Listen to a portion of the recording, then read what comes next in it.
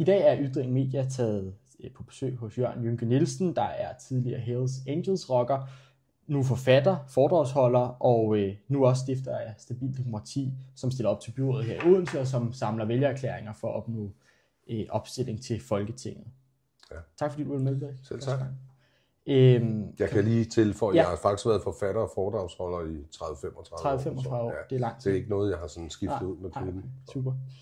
Kan du ikke starte med at forklare mig, hvorfor borgerne i Odense skal tage dig seriøst med de gerninger, du har begået? Du er blandt andet dømt for et manddrab. Ja. Jamen, hvis vi lige skal tage den først, fordi den har vi jo hørt meget på de sidste par uger, at man har forsøgt ligesom at måske stoppe vores parti, som er et borgerparti, netop med min fortid. Men altså, min fortid ligger jo langt tilbage. Den ligger 41 år tilbage, når man nu snakker om drabet på Makrellen. Og jeg er ganske klar over, at det var en alvorlig forbrydelse, men jeg har også afsonet min straf for den, og så er man ligesom videre, hvis man stadigvæk går ud fra, at det her samfund snakker om, når man har overstået sin straf, så er man videre, så er man ligesom resocialiseret, hvis man kan finde ud af det, og det kunne jeg jo godt, kan man se. Angrer du? Hvad bare? Angrer du? Nej, det gør jeg sådan set ikke, fordi at, jeg synes ikke, jeg har noget at angre, fordi det var en mand, der slog en mand ihjel. Jeg var 23 år gammel. Det var det, vi kunne finde ud af dengang. Jeg har nok kunne finde ud af nogle andre metoder i dag, hvor jeg er blevet klogere, men jeg synes ikke, man skal koncentrere sig om at angre, og slet ikke noget, man ikke mener. Jeg er ikke en del af det der undskyldningernes sorti, hvor cykelrytter og politikere sidder og græder på åben skærm for at få lov at få hænderne ned i kagedåsen igen. Man må ligesom tage mig, som jeg er. Jeg har andre ting i mit liv, jeg fortryder selvfølgelig. Det har vi nok alle sammen, især når man har levet så længe som mig. Men det her, det er ikke en af dem. Super. I 2023, der stiftede du dit eget parti, Stabilt Demokrati. Hvad fik dig til at gå ind i politik? Jeg sad faktisk op i Norge og redigerede en ny bog, Menneskedræber, som er en roman. Og lige pludselig ringede en af mine venner, og jeg havde jo tænkt på politik før, for jeg interesserede mig for politik, især udenrigspolitik de sidste 30 år. Men i HA er man ikke politisk, så derfor var det ikke noget, der passede sammen med mit medlemskab af en rockerklub. Men jeg sad op i Norge og redigerede det sidste på min bog, og så ringede en af mine venner og sagde, at jeg er simpelthen så træt af, at der ikke er et eneste parti, man kan stemme på, der går ind for fred. Og det var lige mens Joe Biden og company, især USA og mange andre, var ved at gejle en stemning op med Rusland, om at de var ved at gå ind i Ukraine. Efter det, alt det der var foregået siden 14 og før det også, ikke? Og der har jeg jo været vågen nok til at se, hvad det er for et setup. Altså, de er jo stærkt provokeret af Rusland. Jeg synes ikke, det er godt, de er gået ind. Og jeg synes også, at Rusland skal ud af Ukraine. Men vi skal lige have USA og CIA og MI6 og NATO ud først. Så tror jeg også, at russerne gerne vil have overstået den der situation, de er havnet i. Men det var simpelthen, da jeg lagde på efter at have talt med ham der, så tænker jeg, okay, nu skal det være. Jeg var blevet opfordret før for 10, 15, 20 og 30 år siden af forskellige små grupperinger om at stille op i politik, ikke? Fordi jeg har talegaverne i orden. Men nu skulle det være, fordi nu havde jeg også fået nok af at sidde og høre på alt den gejlen. Altså, det var ligesom om fred var begyndt at blive et grimt ord, og krig var det rigtige. Og det er jo også det, vi ser i Danmark nu, hvordan vores politikere taler konflikten med Rusland op, mens borgerne sådan set ser måbne til, ikke? Og mange følger med, fordi det er jo de nyheder, de får. Det er, vi skal være sure på russerne. Jeg lider ikke af russofobi. Men vi er et fredsparti, og vi går altid ind for fred, og det er ligegyldigt om en terrorhandling eller det er en krigshandling, så vil vi have det stoppet. Og for Ukraines skyld, der skal vi have stoppet den krig nu. Mener du, den danske støtte skal suspenderes til Ukraine? Ja, den skulle aldrig have været givet. De penge kan bruges meget bedre i Danmark på velfærd. Jeg er med på, at vi yder humanitær bistand, men Danmark skal ikke yde støtte til konfliktsituationer og krige overhovedet. Okay. Og netop det her med penge i Danmark, altså hvad er jeres indrigspolitik? Hvad mener I eksempelvis skat? Jamen skat har jo efterhånden udviklet sig til lidt af en terrororganisation set med vores øjne. Vi er jo et borgerparti, så vi kommer jo fra borgerne, og meget af vores politik, den er lavet ud fra med de borgere, vi taler med. Altså inddrivningsmetoderne for skat mener vi ikke er rimelige. Vi bryder os ikke om, at der er omvendt bevisbyrde, når det gælder mindre virksomheder. Gerne med de store, for de har så mange advokater, så skat har ikke en chance, hvis der ikke var omvendt bevisbyrde. Men vi kigger på vores politik og laver den ud fra erfaring og viden og sund fornuft. Og vi mener faktisk, at vi skal væk fra, at skat og politiet også i øvrigt med bøder og den slags ting, parkeringsvagter og så videre, de skal være med at jage borgerne rundt i manegen. Og det er jo en af de steder, hvor vi føler, at vi kan spare nogle penge i virkeligheden. Det er, hvis vi starter oppe fra og ned og begynder at få skat og politi og andre til at tage det lidt mildere med borgerne. Og så kan vi måske få nogle holdningsændringer også for borgerne, så de holder op med at snyde i skatter og lave sorte arbejde, og hvad de ellers føler sig tvunget til, ikke? Som det ser ud nu. Du er formand for Stabilt Demokrati. Ja. Mener du, er I et protestparti? Nej, vi er ikke et protestparti, men vi består af borgere, hvor mange har fået nok. Mange har ikke haft lyst til at stemme på nogle af de partier, der er derinde. Ikke? Altså, vi mener jo sådan set, at vi er det eneste reelle oppositionsparti i Danmark til alle de partier, der sidder derinde. Og det er fra A til Z, vil jeg sige. Der er ikke nogen af dem derinde, som vi er tilfredse med. Vi synes, at siden 90'erne, der er det bare gået ned ad bakke. Der har vi for det første deltaget i angrebskrige ude omkring, hvad slet ikke er et lille land som vores værdigt. Vi har ikke fulgt FN, som vi bør, fordi vi er en lille nation, så må vi læne os op af FN. Og så synes vi i øvrigt, at man har lavet alt for mange mørklægningslove. Det bryder vi os selv ikke om. Vi vil have gennemsigtighed i forvaltningen, og vi vil ikke have mere overvågning. Og hvis man synes, der var en tidligere politiker og i øvrigt politimand, som på et tidspunkt sagde, jamen vi har al den overvågning på grund af typer som dig, skrev han på et tidspunkt. Så skrev jeg tilbage til ham, jamen kan du så ikke nøjes med at overvåge mig? Altså almindelige mennesker skal ikke overvåges, og de skal ikke bruge alle de der undskyldninger med terror og så videre, så videre. De skal holde øje selvfølgelig. Vi har en efterretningstjeneste, og det er vi er nødt til at have. Så det er man i denne her moderne verden, men de skal ikke rende og overvåge borgerne på det plan, de gør nu. Vi er også mod ansigtsgenkendelse. Vi så, hvor hurtigt det blev indført ved brugerne først, fordi der var nogle drabsager, hvor man i øvrigt slet ikke kendte de mennesker, så du kan ikke stoppe nogen forbrydelser med de ansigtsgenkendelser, man indførte ved brugerne over til Sverige. Men der gik kun 3 uger, så var der pludselig ansigtsgenkendelse i Idrætsparken, FCK og Brøndby-kamp. Altså det hele tiden flytter sig, hvis de først får lov til et eller andet. Vi bryder os ikke om den form for overvågning, der bliver mere og mere af. I er flere blevet kaldt et ekstremt parti, blandt andet af borgmesteren her i Odense, hvor vi jo sidder lige nu. Har du en kommentar til det? Mener du, at I er et ekstremt parti? Nej, overhovedet ikke. Ja, så er det fordi borgerne er ekstreme og ikke vil finde sig i at blive pulet. Altså hvis man skal sige det på den måde. Ikke? Så jeg ved ikke, hvor han har det fra, og jeg ved ikke, hvor vi er ekstrem hen.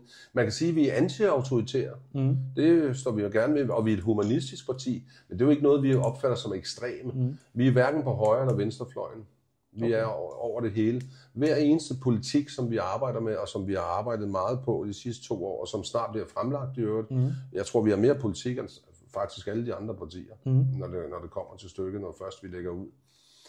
Al den politik, vi har lavet, den har vi jo lavet ud fra de erfaringer, vores politikere har. Både nogle erfaringer, de selv har, ligesom jeg har nogle med også selvfølgelig i kufferten.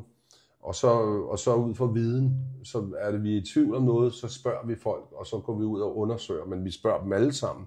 Vi spørger, hvis vi for eksempel vil vide noget mere om, hvordan politiet arbejder og fungerer, og hvordan de benytter det, eller bruger deres penge, så spørger vi ikke kun politiledelsen, så spørger vi også betjentene på gaden, og vi spørger dem, der oplever politiet i aktion og så videre, ikke? Ja. Og på den måde synes jeg, vi yder en god indsats for at lave en fornuftig politik. Og der har vi jo det berømte ord, som mange bruger nu, sund fornuft, men det står vi virkelig ved. Og hvis der så kommer nogen og siger til os, at det er jo ikke rigtigt, hvad I siger, eller det der er forkert, jamen så skal vi nok være de første til at sige, okay, forklar os, hvad der er rigtigt, og hvad der er det, vi skal have. Ikke? Så på den måde er vi åbne over for kritik. Jeg synes, vi gør det godt. I forhold til det her med, at Stabilt Demokrati varetager borgernes interesser, mener du så også, at Stabilt Demokrati varetager Danmarks interesser? Ja, i høj grad. Ellers var jeg slet ikke. Jamen, altså, jeg vil slet ikke have stiftet det her parti, eller undskyld, jeg laver lige om. Jeg ville slet ikke have stiftet det her parti, hvis ikke det var for at varetage Danmarks interesser. Jeg har det fint. Jeg mangler ikke noget i livet som sådan. Så jeg har faktisk besværligt gjort det for mig selv og brugt en masse penge på det her parti. Så det synes jeg i høj grad, vi gør, varetager både Danmarks og borgernes interesser. Men mener du ikke, at de interventionskrige, som Danmark har deltaget i, blandt andet i Irak, Afghanistan med videre, du kender jo selv meget til det, har styrket Danmarks interesser? Nej, det er nok styrket. Nej, overhovedet ikke styrket noget som helst. Tværtimod har de alle sammen været en katastrofe. Jeg ved ikke, om I lige har set programmet på DR, men Velkommen til fronten. Jeg tror, der var 5-6 programmer i træk, og de dissede samtlige krige, vi har deltaget i. Det eneste, vi har gjort, det er, at vi har handlet som USA's halehæng og været med ned til at fjerne noget, som vi selvfølgelig kalder diktator, og det har de nok også været, men der er bare kommet noget værre i stedet. Irak-krigen, den var på ulovlig baggrund. Man bildte befolkningen ind, og det handlede om masseødelæggelsesvåben. Der var ikke nogen masseødelæggelsesvåben. Et sted mellem 500.000 og 1 million uskyldige civile blev slået ihjel i Irak.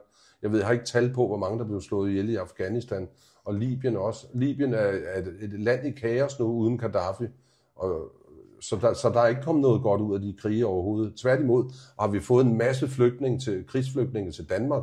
Det er jo derfor, vi kan tillade os at sige noget om, hvis vi ikke vil have flere flygtninge, for vi er et parti, der siger nej til krig og nej til at støtte konflikter. Og det er der, Danmark har været de sidste 160 år, før vi begyndte at lave en aktiv udenrigspolitik for 35 år siden og deltage i NATO's angrebskrige, og i øvrigt ulovlige krige i forhold til FN alle sammen.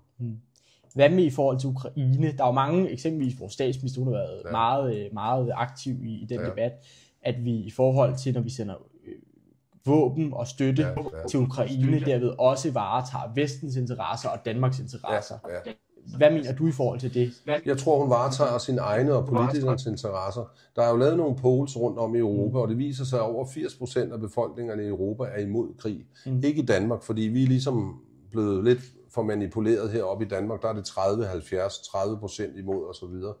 Men hvis du tager hele Europa til sammen, så er størstedelen af befolkningen jo imod krig. Men størstedelen af politikerne går ind for krig, og vi mener ikke, det er den rigtige vej. Jeg ved ikke, hvad det er, hun søger at opnå. Jeg er lidt rystet over, at hun bringer os alle sammen i fare, fordi sandheden er, og den får man ikke at vide i medierne, sandheden er, at Ukraine har allerede tabt, og de har tabt med NATO's hjælp. Så NATO har faktisk også allerede tabt, og det er virkeligheden.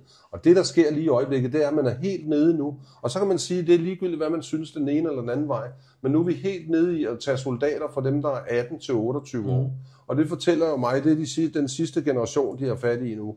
Og det vil sige, at hvis den krig fortsætter 2 år endnu, så kan Ukraine aldrig nogensinde rejse sig igen som land. Det vil sige, at det vil forsvinde. Så hvis vi skal redde Ukraine, som Zelensky i øvrigt gik til valg på, det var derfor, han fik så mange stemmer. Han fik jo over 70% af stemmerne. Det var fordi alle de russiskvenlige stemte også på ham, for han gik til valg på at undgå krig i Donbass og Lugansk. Men det er så gået den anden vej nu, og han er jo selvfølgelig bare et villigt redskab, kan man sige, for Vesten. Det har vi jo set, hvordan han bliver styret. Så hvis man skal redde Ukraine, hvis det er det, man vil og siger, så skal man ikke sende flere våben og heller ikke penge. I øvrigt er det et meget korrupt land, så jeg vil påstå, at helt op mod halvdelen af de penge der, de forsvinder i politikernes lomme og i den ukrainske mafias lomme. Det bliver spændende at se bagefter. Jeg tror, vi bliver lidt til grin. Så nej, den krig skal stoppes hurtigst muligt, hvis det land skal have en chance for at overleve. Okay. Hviler I på noget eller ideologisk grundlag? Altså er I styret af liberalisme, eller formet af liberalisme, socialisme, utilitarisme eller anden form? Jeg vil sige humanisme og en god etik. Humanisme, okay. Altså, vi er som sagt jo et fredsparti, og vi går imod, og det er jo heller ikke fordi, jeg skal ikke sidde og forsvare Putin. Jeg kender ham ikke rigtigt. Jeg kender ikke nogen af dem. Jeg har et par ukrainske venner faktisk, men jeg har ikke nogen russiske venner. Men jeg synes, ret skal være ret. Og hvis man går ind og undersøger, hvad det er, der virkelig, vi skal huske, det er jo det ulovligt regime change, er en lovlig valgt regering, som amerikanerne og Vesten får gennemtvunget i 2014. Og det gør jo, at 2 oblaster, som er ligesom provinser i Rusland, de løsriver sig. Og så får vi den der borgerkrig, som så bliver eskaleret i 2022, da Putin og Rusland mener, de skal gå ind og hjælpe de der oprørere, eller hvad vi kalder dem, ikke? Jo. Hvad med i forhold til udlændingepolitik? Fordi det er jo sådan, at ifølge en fremskrivning, der blev lavet af SDU, som ligger lige hernede ved siden af os, der vil danskerne være et mindretal i deres eget land i år 2096. Hvilke politikker vil I ligesom indføre for at forhindre det, hvis I overhovedet vil forhindre det? Fordi der er jo nogle partier, som mener, at det er en naturlig effekt af det er jo mest venstrefløjspartierne, der mener det, og det er vi slet ikke enige med. De har haft en fuldstændig katastrofal politik igennem mange år. Højrefløjen sidder jo så og siger det modsatte, men den skulle også skamme sig, fordi den går ind for våbenfabrikker og for at deltage i krige jo. Og når du gør det, så får du jo flere flygtninge. Det siger sig selv, for mange af de krige eller flygtninge, vi har, de kommer fra krigsførende lande. Det er afghanere, det er syre og iraker og så videre, ikke? Men vi går ind for en stram indvandrer-, asyl- og integrationspolitik. Forstået på den måde, at vi har 2 søjler, og den ene søjle er klokkeklar. Vi vil slet ikke tillade mere indvandring nu. Vi vil tage 500 kvoteflygtninge om året, og det er det. Og så nogle ganske få specialiseret på arbejdsområdet. Vi er heller ikke interesseret i at importere arbejdskraft udefra. Nej, der er rigeligt i Danmark. Vi skal bare finde ud af, hvordan vi bruger dem rigtigt. Og så må vi mekanisere, også for at undgå det. Og det er den ene, vi har, og der er vi helt skarpe. Totalt asylstop for vores parti. Men modsat, så vil vi simpelthen ikke finde os i, at man står og råber for tagene af dem, der allerede er i landet. De skal behandles nøjagtigt ligesom danskere. Vi vil ikke have særlov imod nogen. Om du hedder Jørgen eller du hedder Mohammed, det er sådan set ligegyldigt for os, når man først er her. Og det der med, de snakker om nu, det er blevet meget moderne om, at man vil sende nogen tilbage. Jamen, du kan jo ikke sende ret mange tilbage, for de fleste af dem, vi snakker om, også dem, der laver ballade, de er jo født og opvokset i Danmark. Ikke? Hvordan er jeres syn på internationale konventioner og den internationale lovgivning, der ligesom hænger sammen og er relateret til den udlændingepolitik, man kan føre? Jamen, altså man kan jo sige, at på den ene side, så er den jo lavet og klogere folk end os på sit tidspunkt, men nu har verden jo også ændret sig, så vi vil gerne være med til at se på alle konventioner og tjekke dem ud, fordi at der er jo sket nogle ting i mellemtiden, som ikke passer så meget til, da de blev lavet, da vi tilsluttede os i FN. Jeg tror, vi var faktisk det første land i, mener det var i 1949, 48 eller 49, der så situationen jo anderledes ud. Men vi er nok nødt til at kigge på nogle af dem, også fordi vi synes, at der er meget indblanding udefra i danske forhold. Og det er ikke fordi, der ikke er flere, der bliver udvisningsdømt, fordi det tror jeg, retterne har meget godt tjek på i virkeligheden. Jeg føler lidt, at der bliver råbt for hustagene, og det vil vores parti ikke være med til. Vi tager det mere stille og roligt. Og vi har også med vilje lavet være med at lave vores udlændingepolitik, hvis vi skal kalde den med et ord. Og det har vi, fordi at vi vidste godt, at i det øjeblik, vi gjorde det, så blev vi smidt til rødt eller blåt hjørne. Ja. Men den er lige på trapperne. Om ganske få dage, så kommer den sammen med vores nye hjemmeside. Og det er de 2 trin, som jeg lige nævnte før. På den ene side lukker vi grænserne hermetisk ind til vores fællesskab er sikret. For hvis man ikke vil det danske fællesskab, det kan være enten fordi du sådan rent socialt holder dig for dig selv eller et eller andet, eller det kan være fordi du skider på det hele og laver kriminalitet på fuld drøn, som nogle af banderne gør, det har vi jo fokus på her i Odense. Jamen så sker der det samme med dig, som der sker med alle andre. Du kan forlade landet, fordi så er du jo rent faktisk bare turist. Så har du ikke noget at gøre her. Det er det danske fællesskab, som vi bakker op om. Ja. Det er jo ikke fordi, vi er bange for 2096, for det tror vi som end nok løser sig, fordi lige i øjeblikket er så sådan en dårlig fertilitet i Danmark, og det gælder faktisk, den har ramt de nydanskerne også jo. Og det er sikkert på grund af forurenet drikkevand og giftige madvarer og så videre, at vi snart ikke kan føde børn mere. Så jeg tror ikke, de kommer til at føde så mange børn, som folk frygter. Vi skal bare ikke have flere ind nu, for vores integration virker ikke. Og derfor er vi nødt til at sikre det danske fællesskab, så vi ikke ender som Sverige eller Frankrig eller England eller Tyskland også. Det er det, vi går ind for. Og det gør vi med åben pande. Vi har også medlemmer af udenlandsk herkomst, og de er helt enige. De vil også have stoppet indvandringen lige nu, indtil vi har styr på vores eget hus. Lidt i forlængelse af det her med internationale konventioner og de her internationale forpligtelser, vi påtager os i Danmark, så er det jo sådan, at 60% af alt lovgivning, der bliver indført i Danmark, den kommer faktisk ned fra EU af. Ja.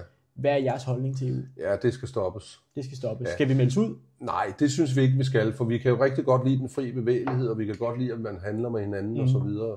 Men al suverænitetsafgørelse overgivelse skal stoppes.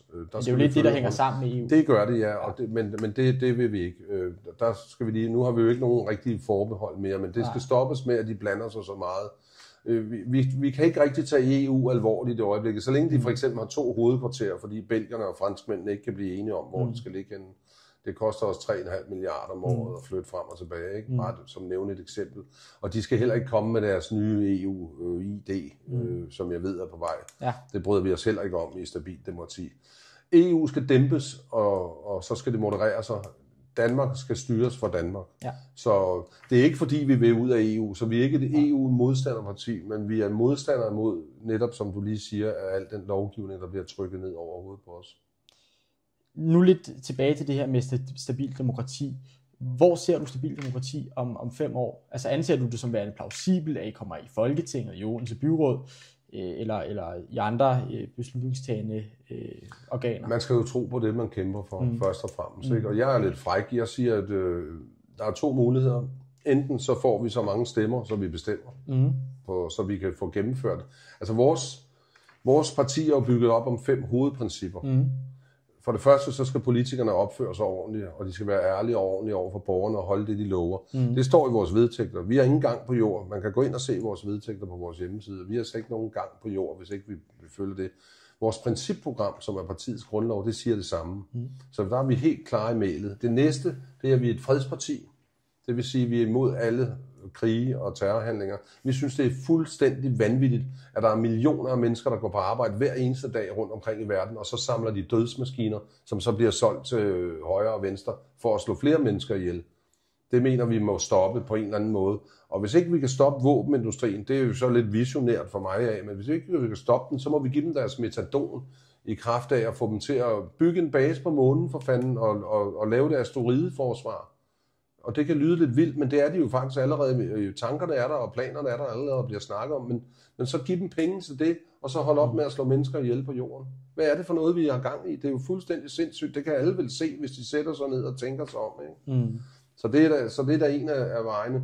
Men, og det er jo som sagt det andet punkt, vi har. Og det tredje, det er rent drikkevand. Vi vil simpelthen ikke finde os i, at folk forurener vores drikkevand mere, og det kommer vi til at være ret hårde ved. Og så vil vi have giften ud af vores fødevareforsyning.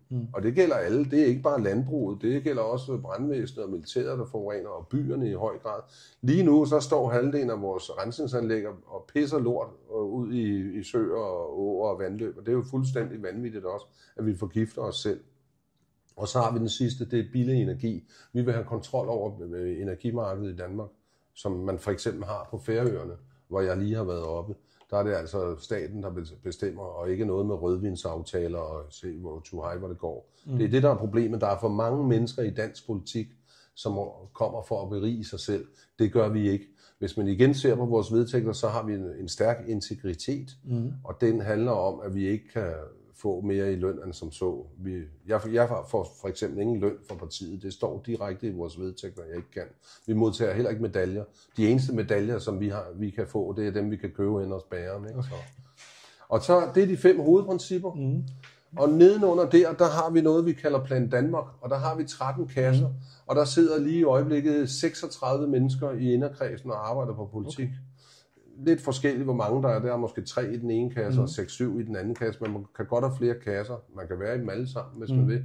Jeg sidder jo og overser og arbejder lidt. Og der serverer vi vores politik. Så hvis ikke vi har den indflydelse, vi har brug for, måske nok ikke til det her folketingsvalg, der er Danmark ikke ramt af krisen ordentligt endnu. Men den er på vej, kan jeg love. Desværre. Jeg er ellers ikke sådan en, der skal leve og lave politik på frygt, fordi det gør vi ikke. Vi er bare realistiske. Vi synes jo for eksempel, Socialdemokratiet og Mette Frederiksen laver politik på frygt. Ikke? Men der kommer noget, som folk ikke har set. USA vælter formentlig, og det vil sige, det vestlige imperie med USA i spidsen, det bliver helt anderledes. Og der skal vi passe på som Danmark, at vi ikke bliver revet med ned. Og det er jo derfor også, at vi synes, det ville være meget federe, hvis vi blev venner med russerne igen, og så fik både Rusland og EU og Ukraine med ind i Europa, så ville vi være et super stærkt land, eller hvad kan man sige, superpower. Men det vil amerikanerne jo heller ikke have. Det er derfor, de har skabt det splid, som de har skabt. Det er jo genialt set, at amerikanerne får skubbet russerne ud. Ikke? Men der sidder vi og laver politik, og man kan sige, at det første interview, jeg nogensinde lavede om vores parti, der kom han frem til konklusionen, ham journalisten, jamen I er jo et overlevelsesparti, og det er han ret i. Først finder du vand, så finder du mad, så finder du husly. Og det er det, vores hovedprincipper handler om. Forstår du, hvad jeg siger der? Det er ret væsentligt for vores parti. Og vi er her kun for borgernes skyld og for Danmarks skyld, for ellers skal vi slet ikke være her. Og hvis det så går galt, og vi ikke får de mandater, som vi har brug for til at ændre på Danmark og sikre Danmark for fremtiden, for det er det eneste, der er vores mål, så håber vi, at de andre partier tager vores politik til sig og bruger den, sådan så det går bedre end for vi er ligeglade med at få ministerbiler. Vi er faktisk bedøvende ligeglade med det hele der, det der cirkus, som vi er vidne til, hvis bare vi kan få folk til at lytte. Hvad med i forhold til retspolitikken? Det er et af de sidste politikområder, vi gerne vil spørge ind til. Fordi det er jo sådan, du som tidligere nævnte i interviewet, du er tidligere dømt for manddrab på Makrallen, som han jo hed, Henning, tror jeg det var. Ja. Mener du, at vi skal være hårdere over for dem, der begår forbrydelser, eller mener du, at vi skal være blødere, altså vi skal tilbyde bedre resocialisering, vi skal tilbyde bedre forhold i fængslerne, og når der sker udslusning? Hvor står vi skal helt sikkert tilbyde bedre forhold, altså resocialisering er den eneste rigtige vej. Og der kigger vi jo lidt, jeg har en lille arbejdsgruppe, der arbejder med det lige i øjeblikket, og de kigger meget på Norge og på Holland. Og Norge, de har jo kun en recidiv, det vil sige folk, der vender tilbage til fængslet på omkring 20. Jeg tror, den ligger langt over 50 i Danmark. Jeg er ikke klar over det, det skal jeg lige understrege, men den er i hvert fald meget værre. Holland har fået afskaffet næsten halvdelen af deres fængselspladser de sidste 10 år, ved at indgå nogle kontrakter med dem, der er dømt osv. Det er den vej, vil vi gerne. Forebyggelse frem for at helbrede sig. Ja. Men man skal jo samtidig være klar over, at der er nogen, hvor der ikke er noget at gøre. Altså, selv det snakkede vi om, da vi sad i fængsel. Smid nøglen væk, ikke? Når man mødte en eller anden, der var helt væk fra vinduet. Så det er jo sådan lidt begge veje. Ja. På nogle områder, ikke så mange, men på nogle få områder vil vi skærpe lovgivningen. På andre områder vil vi milde den. Jeg kan godt sige, nu er det, jeg sidder også med retspolitikken, fordi som partiformand, der ser jeg alle politikker, inden det bliver sendt ud til høring i vores parti. Det er sådan, det foregår. Nogen laver det, kommer det til mig, så spørger jeg lidt frem og tilbage, og så ryger det til nogle eksperter, og så bliver det lavet færdigt og sendt ud til høring blandt hele vores inderkreds. Og der er jeg jo selvfølgelig involveret, men det er ikke lige mig, der sidder med retspolitikken. Og laver den som sådan. Men det, der er i det, er, at vi føler, at man er gået væk fra omkring 90'erne, der kommer man væk fra resocialisering, og det er dumt, for det koster alt for meget. Vi skal ikke bygge flere fængsler, det er ikke nødvendigt. Vi skal tænke på nogle andre ting. Men som sagt, dyremishandling,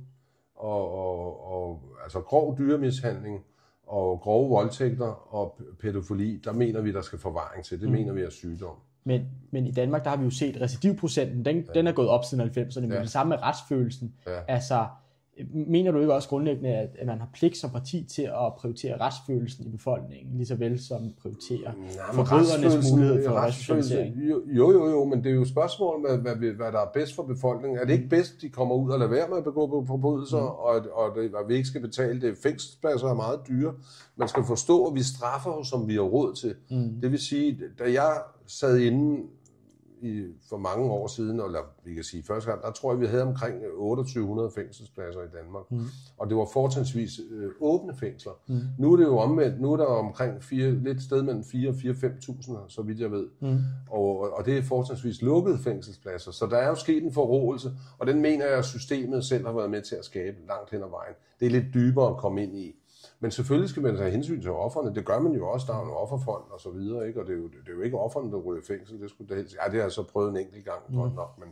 Men der mener vi, at det er bedre at tænke sig godt om. Fordi hvis man behandler folk som dyr, så kommer de ud som dyr. Og så får vi jo bare mere kriminalitet.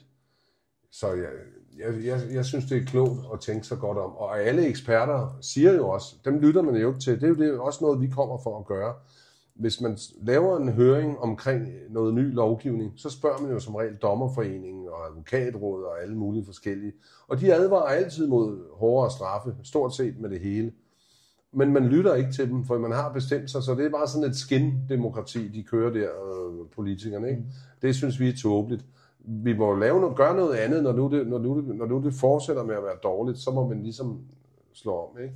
En afkriminalisering af cannabis går vi jo også ind for. Okay. Men ikke for de helt unge, skal jeg lige understrege. Okay. Mit sidste spørgsmål i dag, det går egentlig på noget af det, som jeg i hvert fald finder det mest universelle og det mest vigtige i et samfund, nemlig ytringsfriheden, som jo er beskyttet i paragraf 77 i grundloven. Ja.